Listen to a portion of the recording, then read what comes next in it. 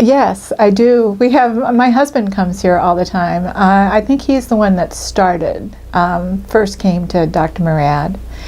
And he came home and he was so excited about meeting her and, you know, feeling really comfortable with her.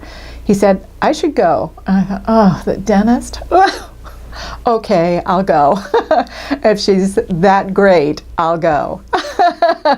And she is that great. So it's been a long, many years that we've been together, so it's nice.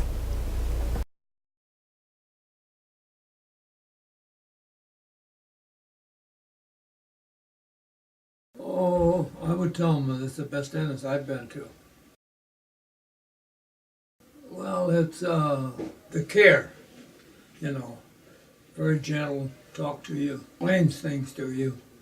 You need to, you know, and then take all kinds of x-rays. That's wonderful.